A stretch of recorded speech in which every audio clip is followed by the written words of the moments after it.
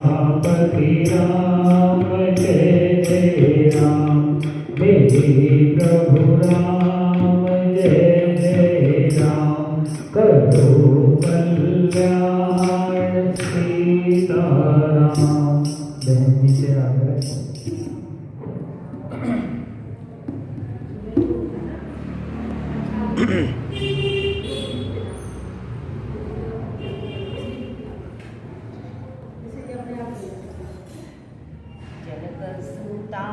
जग जननी जानकी, अतिशय प्रिय करुणा निधान की, ताके जुग पद कमल बनावो, जासु कृपा निर्मल मति भावो।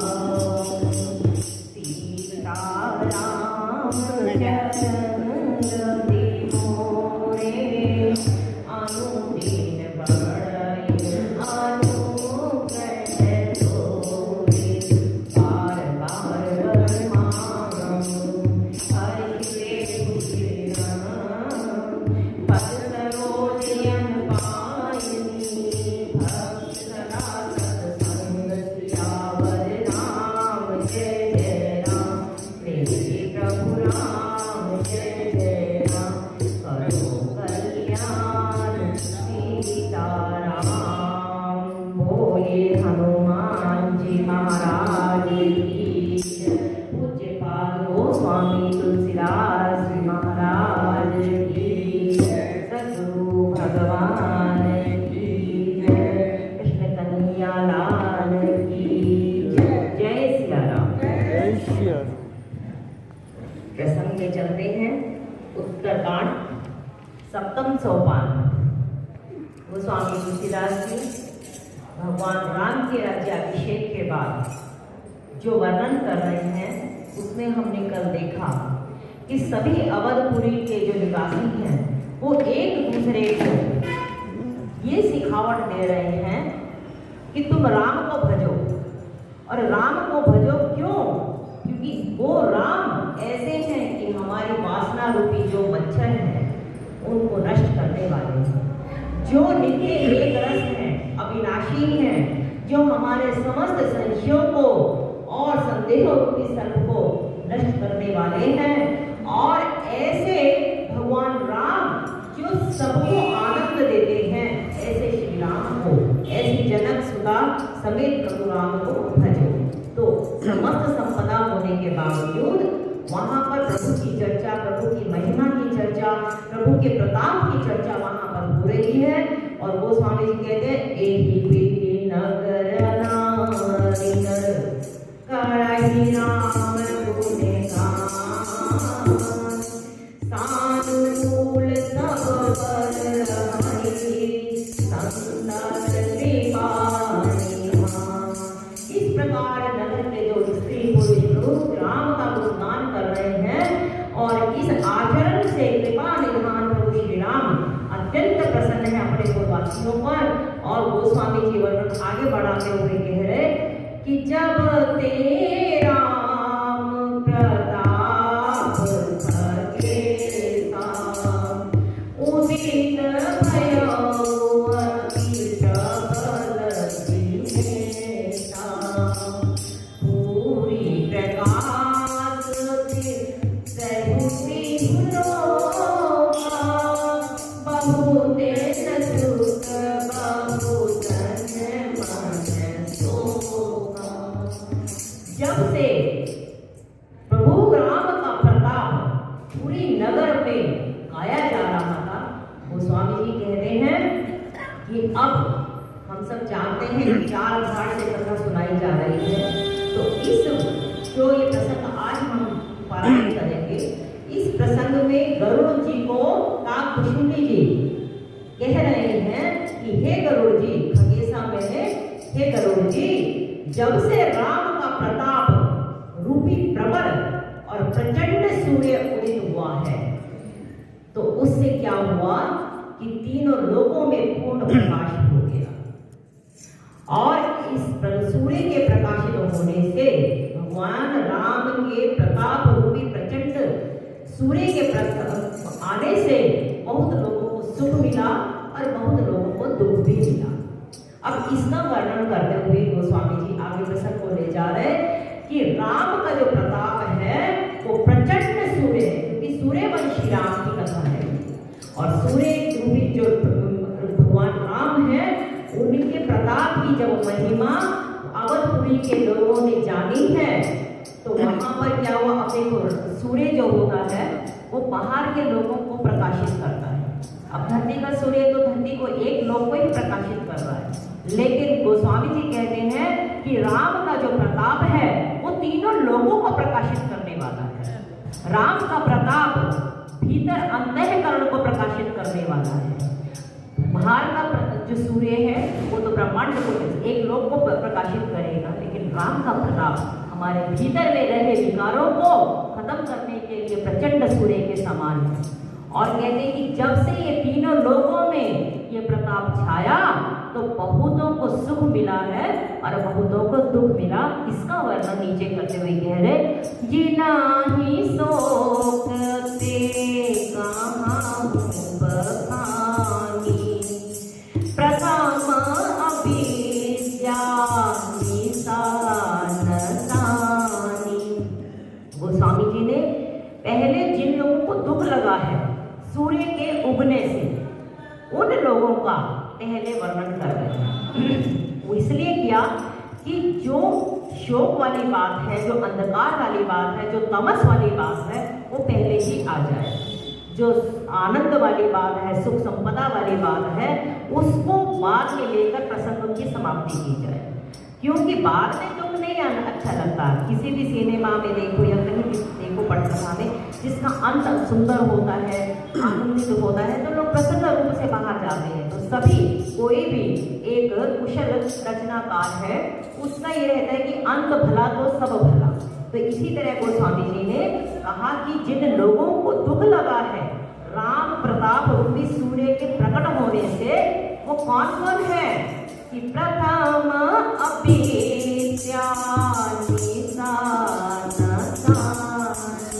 राम प्रताप रूपी प्रचंड सूर्य जब प्रकाशित हुआ तो सबसे पहले अविद्या रूपी जो रात्रि थी वो समाप्त हो गई। हम सब जानते हैं सूर्य होता है तो उसी समय ही रात्रि खत्म हो जाती है। यहाँ राम का प्रताप रूपी जो प्रचंड सूर्य आया और अविद्या रूपी रात्रि समाप्त हो गई। तो स्वामी जी कहते हैं कि अविद्या क्या है? अविद्या है कि जो हमारा अज्ञान है, सब कुछ जानते हुए भी जो हम काम किए जा रहे हैं, कुछ छल कपट किए जा रहे हैं, चोरी किए जा रहे हैं, असत्य आचरण किए जा रहे हैं, ये सब अविद्या का ही परिवार है। तो अविद्या का मतलब है कि रात्रि में हमेशा तमस रहती है, तमोगुण रहता है ना। तो वहां पर कहते हैं कि ये अविद्या रूपी रात्रि खत्म हो जाने से वहां पर ना अब राम राज्य में कोई छल कपट हो रहा है, ना कोई किसी की चोरी करता है, ना कोई ईर्ष्या करता है, सब सद आचरण किए जा रहे हैं। क्यों? अविद्या रूपी रात्रि खत्म हो चुकी है राम प्रताप रूपी सूर्य के प्रकट होने से। गोस्वामी जी अंत में कहते हैं कि सतपंच चौपाई मनोहर जानी जब नरयुर करे दारुण अविद्या पांचजनित विकार श्री रघुवर हरे। जो भी कोई इस पूरे मानस में से 7 या 5 चौपाई भी, सतपंच चौपाई मनोहर, जो अपने मन को हरने वाली, मन को प्रसन्न करने वाली है, ऐसी चौपाई को जो अपने हृदय में धारण कर लेगा तो उसकी फलश्रुति क्या होगी? दारुण अविद्या। अविद्या को दारुण कहा, अत्यंत कष्टदायी है। ऐसी दारुण अविद्या पंच विकार श्री रघुवर। पतंजलि योग सूत्र में 5 जो विकार बताए गए हैं, जो मनुष्य के लिए वो क्लेश माने गए हैं, पंच क्लेश, उसमें ये आता है कि सबसे पहले अविद्या, अस्मिता, राग द्वेष आता है और फिर अभिनिवेश आता है। ये 5 विकार हैं जो व्यक्ति को बहुत परेशान किए रहते हैं। एक संत ने कहा, राग और द्वेष तो ऐसी रस्सियां हैं जो जीव को बांधे खड़ी हैं। एक तरफ से एक रस्सी उसको पकड़े हुए है, एक तरफ से एक रस्सी उसको पकड़े और व्यक्ति उसमें घिरा हुआ है। और ऐसे में उसका जीवन जो है ना इतना डामाडोल रहता है। लेकिन जब उसके हृदय में राम प्रताप रूपी सूर्य आ जाएगा तो ये अविद्या रूपी रात्रि खत्म हो जाएगी और वो जाग जाएगा। और जागना मतलब जानिए तबहि जीव जग जागा, जब सब विषय विलास विरागा। धीरे धीरे विषयों के विलास से उसका वैराग होना शुरू हो जाएगा।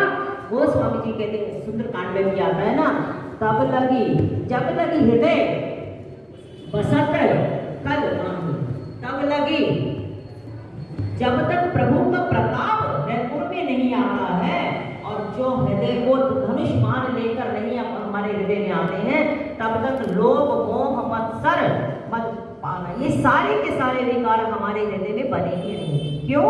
क्योंकि ये सब विकार तमस में अंधेरे में ही पुष्ट होते हैं। हम सब जानते हैं कि जितने भी पाप कर्म किए जाते हैं वो सब के सब, ज्यादातर चोरी हुई, ये सब तमस में अंधकार में ही किए जाते हैं।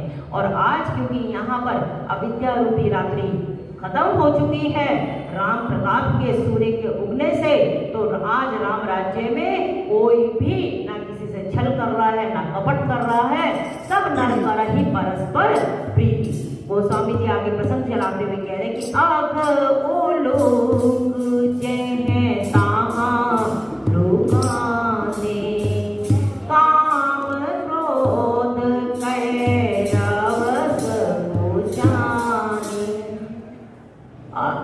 शास्त्रों के अनुसार जीव को अपना जब सहज स्वरूप मिल जाता है तो समझो उसको ज्ञान होगा। लेकिन हमारा जो सहज स्वरूप है उसके 12 विरोधी बताए गए हैं तत्व। जब व्यक्ति इन 12 तत्वों के साथ सम्मिलित हो जाता है तो वो अपने सहज स्वरूप को भूल जाता है और वो परमात्मा के विमुख हो जाता है। चाहे हम कितने ही उनके सामने बैठे हों, सामने होते हुए भी हम उनके सन्मुख नहीं होते। क्योंकि गोस्वामी जी कहते हैं सन्मुख होई जीव जब होए तो पाप मत कर सहज स्वभाव मोर भजन ते भावना का। और सन्मुख होए जीव जब ही, और उसको कोई मतलब कुछ कष्ट होगा ही नहीं, ऐसा सुंदरकांड में आता है। और यहाँ पर गोस्वामी जी कह रहे कि अब उल्लूक जन कहाँ लुकाने, अब मैंने पाप, तो 12 जो विरोधी तत्व हैं हमारे स्वरूप को यहाँ छुपाए बैठे हैं। क्योंकि जीव का स्वभाव हमने कल भी बोला कि चेतन अमल सहज सुख राशि ईश्वर अंश जीव अविनाशी। हमारा स्वभाव चेतन है, हम अमल है, सहज सुख राशि है, फिर भी हम क्यों परेशान हैं? शास्त्र के अनुसार 12 विरोधी तत्व हैं जो हमारे स्वरूप को घेरे बैठे हैं। और उन 12 तत्वों की इस प्रसंग में की गई है व्याख्या। उन 12 प्रसंग को हम एक बार थोड़ा थोड़ा देख लें। अब उलूक जह तहाँ लुकाने, अब मैंने पाप एक, इसकी व्याख्या कर लेंगे। अब मैंने पाप, काम क्रोध कैरव सब कुछ जाने, काम और क्रोध 3 हो गए। कर्म, विविध कर्म गुण काल स्वभाव, कर्म गुण और काल और स्वभाव 7 हो गए। मत्सर, मान, मोह, मद, जोरा, ये हमारे जो है 12 जो विरोधी तत्व हैं, ये हमारे सहज स्वरूप को रोके खड़े हैं। और ये जब व्यक्ति को पता लग जाता है, इन सब ने घेरा हुआ है जीव को। कभी कभी वो पाप उल्लू किस लिए कहा? क्योंकि उल्लू जो होता है वो रात्रि में ही होता है, एक्टिव होता है। तो हमारे जो पाप कर्म हैं वो भी रात्रि में ही होते हैं। कहते हैं रात्रि में या जोगी जागता है, या रोगी जागता है, या भोगी जागता है। तो ये हमारे ज़्यादातर कर्म जो होते हैं तमस रूपी रात्रि में ही होते हैं। इसीलिए अब उल्लूक चह तहाँ लुकान। अब रात्रि खत्म हो गई है, तो जो हमारे पाप रूपी जो उल्लू हैं वो सबके सब इधर उधर छुप गए हैं। और काम क्रोध कैरव सब जाने। कैरव कहते हैं सफेद रंग के फूल की छोटी सी कली को, कुमुद को।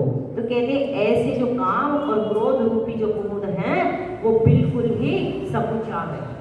काम और क्रोध ऐसे जो विकार हैं, जब राम का प्रताप आता है हृदय में तो ये सब बिल्कुल इधर उधर हो जाते हैं, इनका वश नहीं चलता।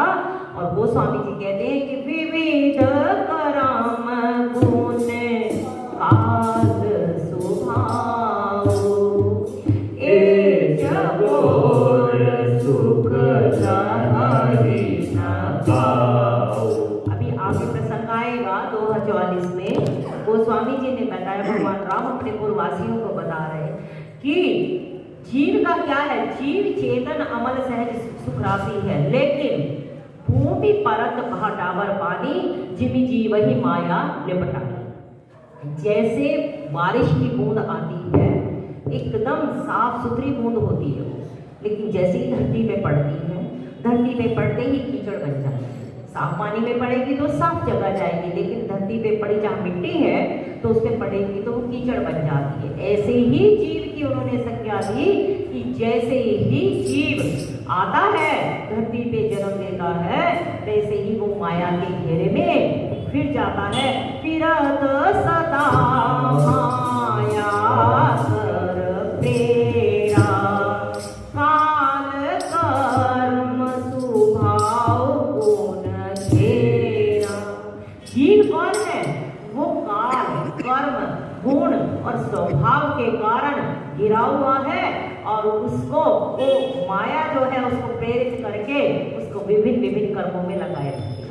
आप एक थोड़ा सा एक कल्पना करें कि एक घेरा बना हुआ है 4 तत्वों का, काल कर्म स्वभाव और गुण, और वहां पर उन चारों गुण और वहां पर बिल्कुल अंधकार है, बीच में जीव है।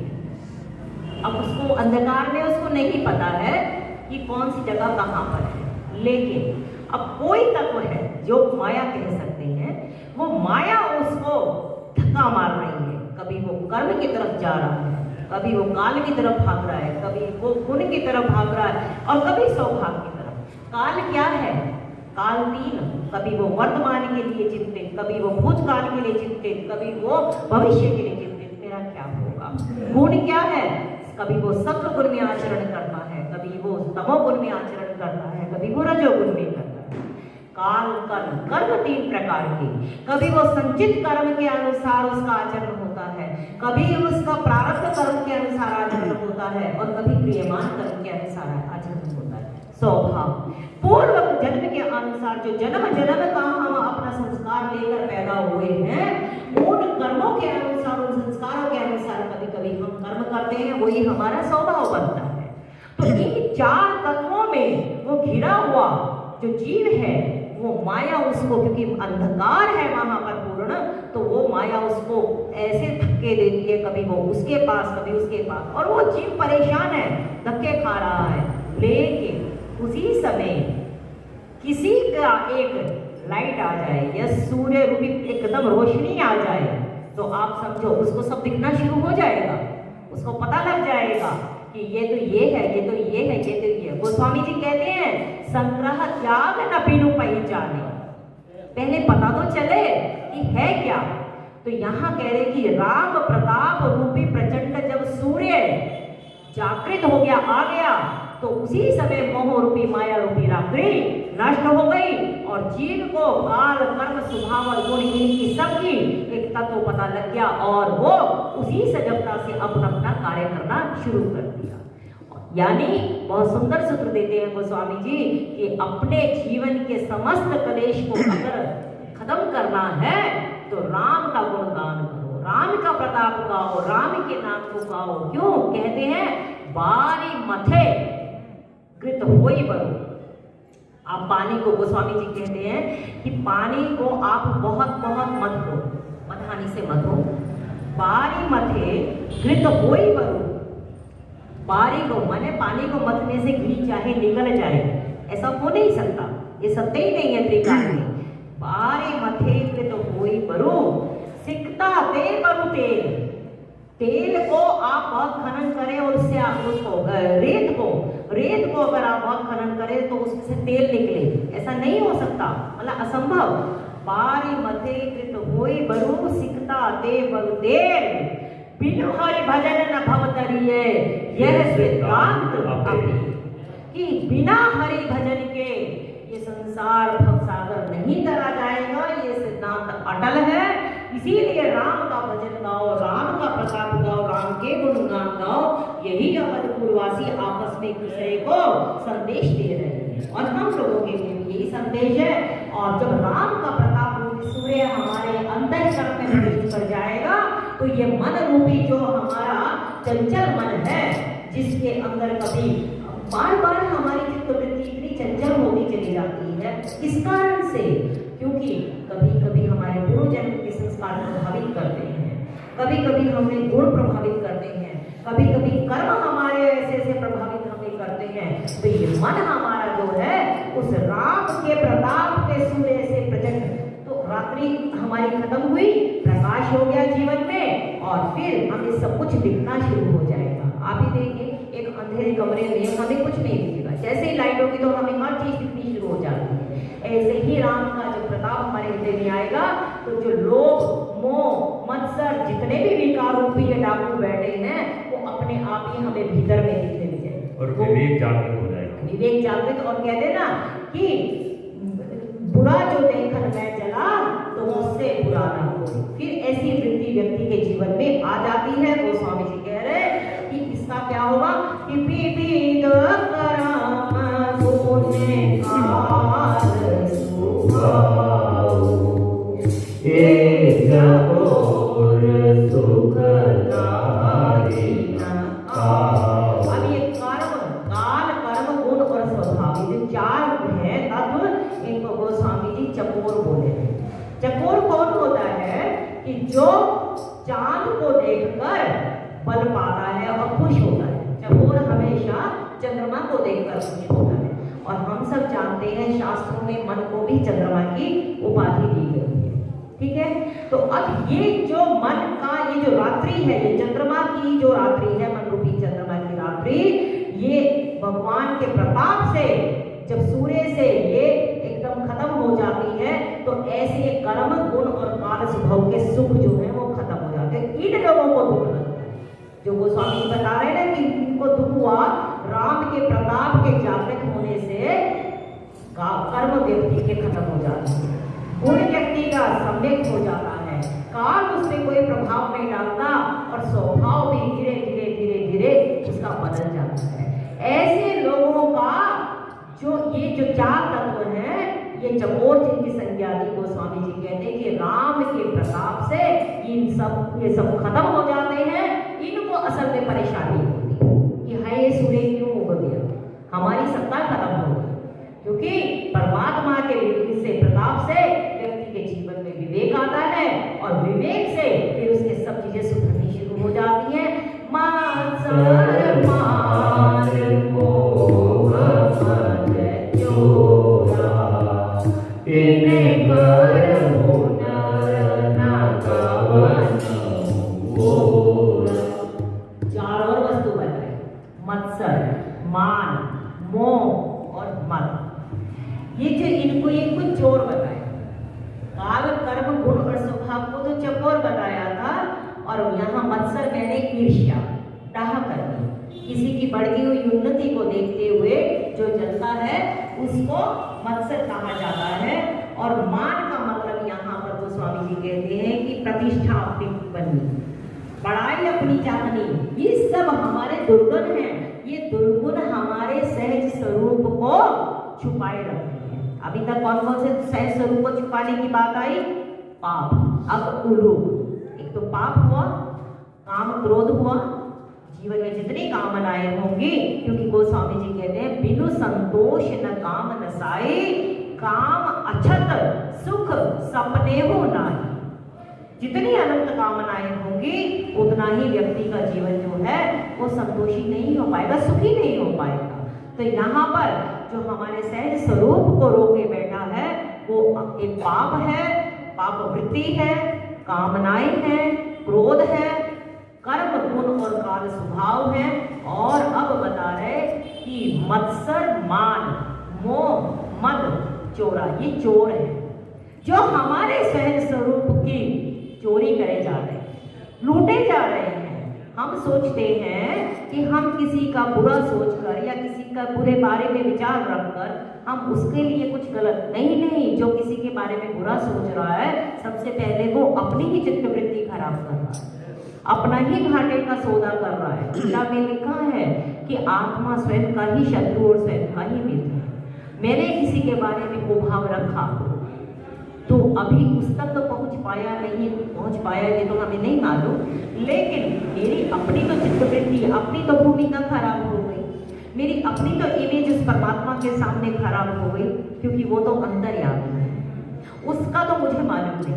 तो अपना घाटा हम खुद ही कर रहे हैं। तो मत्सर मैंने ईर्ष्या ढहा रखना, मान मैंने अपनी बड़ाई प्रतिष्ठा रखना। हमें किसकी प्रतिष्ठा माने, अपनी है क्या हमारा यहाँ पर जीवन में? देखो संसार में अगर ये मकान कोई ध्वस्त होता है या कोई बनता है तो यहाँ पर एक अंश भी हमारा नहीं है, ना हम ईंट गारा बना सकते, ना हम, जो वस्तु है वो यही की है, हम कुछ नहीं कर सकते। और यहाँ तक छोड़ो, अपने शरीर के भी जो पंच तत्व है उसको भी तो हम नहीं बना सकते। अग्नि हम बना पाएंगे, आकाश हम बना पाएंगे, पृथ्वी हमारे बस में नहीं, जलवायु कुछ भी तो नहीं, और फिर भी हम कहते हैं ये मेरा, ये मेरा, ये मेरा। किस बात की हमारी बड़ाई है? अनजानी राहों से आए हम, अनजानी राहों पर जाना है। कुछ कर्म का लेखा लाए हम, कुछ कर्म कमा कर जाना है। क्या खोया क्या पाया हमने, इसका हिसाब क्यों रखे हम? जो पाया वो यहीं पे पाया और यहीं छोड़ कर जाना है। अनजानी राहों से आए हम, अनजानी राहों पर जाना है।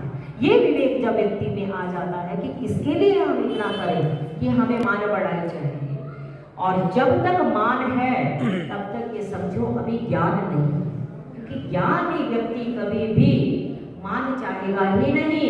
उसको तो ये है कि जो कुछ भी है वो सब प्रभु का ही है, मेरा तो कुछ है ही नहीं। तो यहाँ पर वो स्वामी जी कह रहे हैं कि ये मद, ये मत्सर, मान, ये भी चोर और मोह का बहुत सुंदर हम सुंदरकांड के आधार पे गाते रहते हैं कि 10 प्रकार के मोह के स्थान बताए हैं कि जननी जनक बंधु सुत दारा तनु धनु भवत सुहित परिवार। ये सब मोह, मैंने मोटा मेरे तो ममता, इन सब में हमारी आसक्ति और ममता बनी रहती है।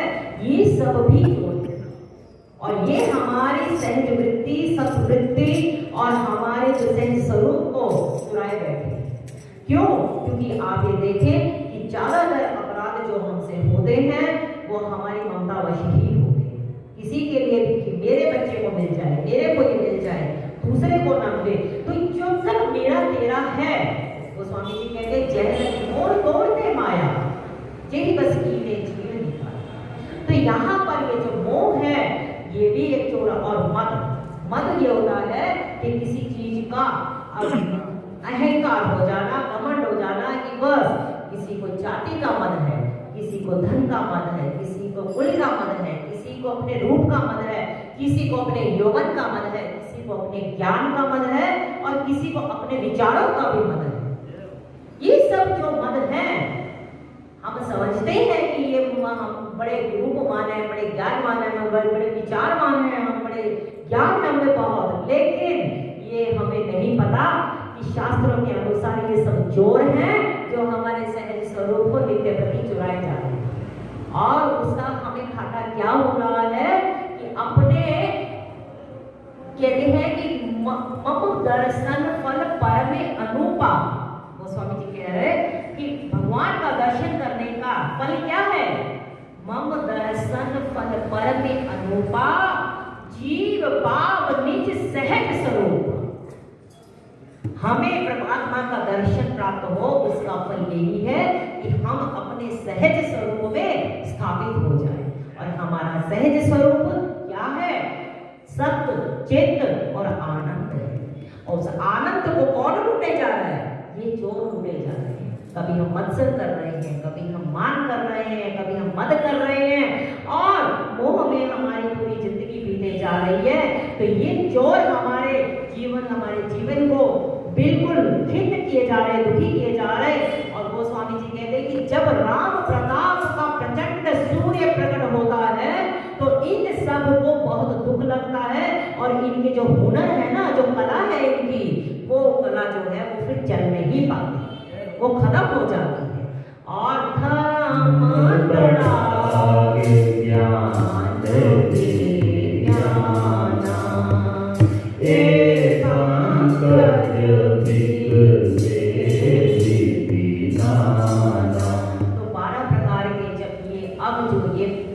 तत्व है, विरोधी तत्व है, हमारी आत्मा को जो घेरे बैठे हैं, ये जब हट जाते हैं राम के प्रताप से, तो गोस्वामी जी कहते हैं तो क्या होता है कि धर्म रूपी जो तालाब है, तालाब कहते हैं तालाब कि धर्म रूपी जो तालाब है उसमें ज्ञान और विज्ञान के सुंदर सुंदर कमल जो है, नाना प्रकार के कमल, अब वो खिलने शुरू हो जाते हैं जीवन में।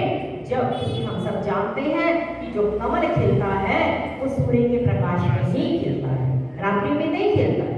और कमल का बहुत एक सुंदर शब्दों ने हमेशा एक दिया है उपमा, वो है असंगता के साथ। भगवान राम के प्रत्येक अंग को उन्होंने कमल के साथ ही नव कंज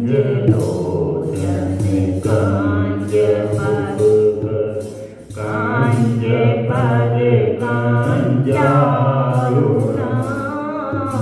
नौमि जनक सुतावरम श्री रामचंद्र कृपालु भजमन हरन भव भय दारुणम नौमि जनक सुतावरम। क्योंकि उनका मुख भी कंज है, उनके हस्त भी कंज है, उनके बाल भी कंज है, उनका प्रत्येक अंग अंग कंज, कंज में कमल है। और जो कमल है वो असंगता का प्रतीक है। हम सब जानते हैं कि कमल की पत्ती पे अगर एक छोटी सी बूंद आती है तो वो भी ढल जाती है, वो से चिपकती है। ऐसे ही हमारे जीवन में धीरे धीरे असंगता आनी शुरू हो जाती है। हमारे जीवन में भी ज्ञान विराग रूपी जो कमल है वो खिलने शुरू हो जाती है। ज्ञान और विज्ञान, यहाँ दो शब्द गोस्वामी जी ने डाले हैं और उसका अर्थ यही है कि ज्ञान होता है जानकारी, ज्ञान जानकारी है। और विज्ञान क्या है? जब वही ज्ञान आचरण में आ जाता है तो वो विज्ञान हो जाता है।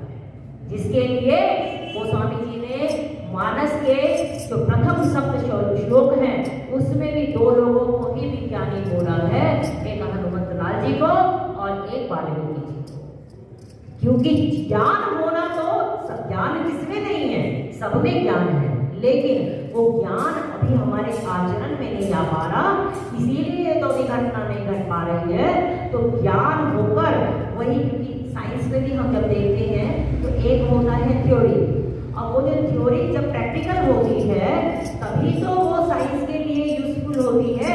इसी तरह जो हमें ज्ञान मिला है उस ज्ञान को जब धीरे धीरे हम लोग अपने आचरण में डालें तो वो विज्ञान बन जाता है। और वो विज्ञान जो है फिर हमें और यूजफुल होता है और आनंद देता है। वो स्वामी जी कहते हैं कि धर्म रूपी तालाब में ये विज्ञान और विज्ञान रूपी कमल से खिलते हैं। और फिर उसका क्या कि सुख संतोष विराग विवेका विगत शोक भोग अनेका। अब क्या हुआ कि पाप हट गए, काम क्रोध हमारे जीवन से चला गया, मान मत्सर मोह मद ये सब चले गए, कर्म गुण काल स्वभाव का कोई असर नहीं हो रहा। तो अब हमारे जीवन में ज्ञान है, हमारे जीवन में विज्ञान है, और उससे क्या जीवन में सुख आना शुरू हो गया, जीवन में संतोष आना शुरू हो गया, जीवन में वैराग आना शुरू हो गया और जीवन में विवेक आना शुरू हो हुआ, वो स्वामी जी कहते हैं कि ये अनेकों चकवे हैं। जो चकवा चकवी होते हैं वो कभी भी रात्रि में प्रसन्न नहीं रह पाते, वो हमेशा दिन में ही प्रसन्न होते हैं। सूर्य को देखकर वो प्रसन्न होते हैं। कहते हैं कि इन लोगों को आनंद मिला।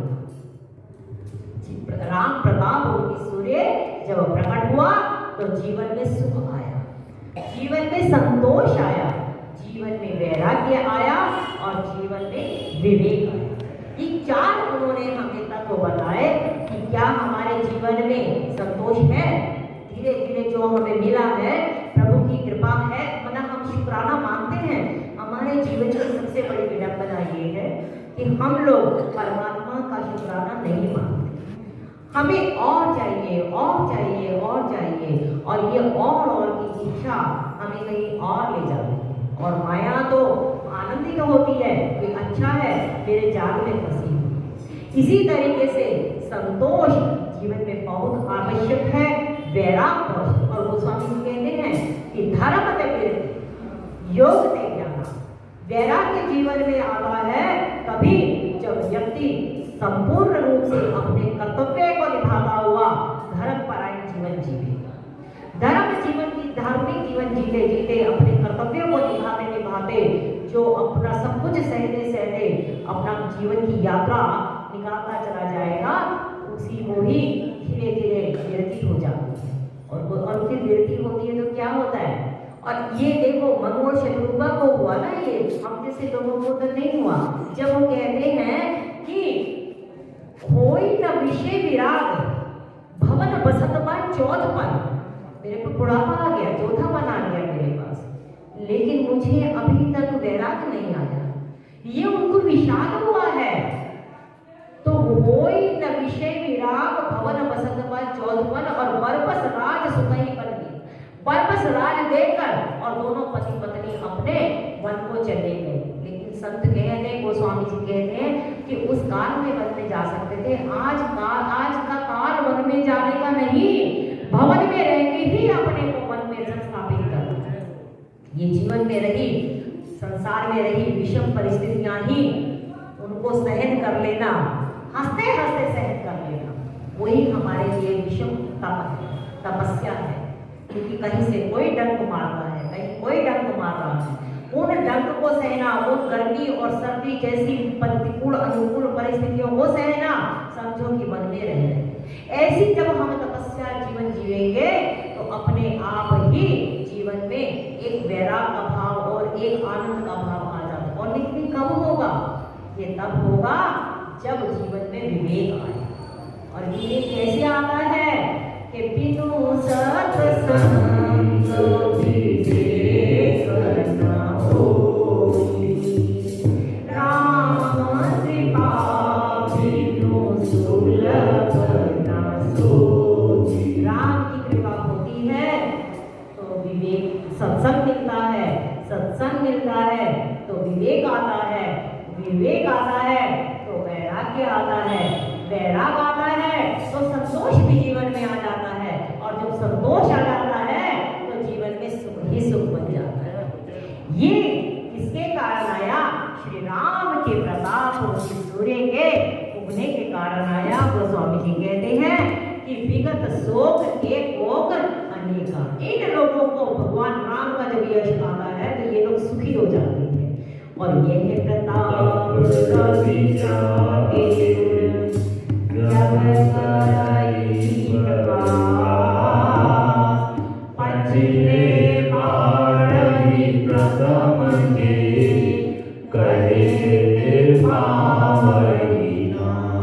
श्री राम प्रताप रूपी सूर्य जब हृदय में प्रकाशित होता है तो जो पिछले हैं, जो पहले कहे गए हैं, वो तो उनका तो नाश होता है। और जो ये बाद में कहे गए हैं सुख संतोष वैराग्य, इनको बल मिलता है और ये और बढ़ते हैं। इसका कुछ और वर्णन कल किया जाएगा। हरे राम राम राम सीता राम राम राम, हरे राम राम राम सीता राम, हरे राम राम राम सीता राम राम राम, हरे राम राम राम, सीता राम राम राम, हरे राम राम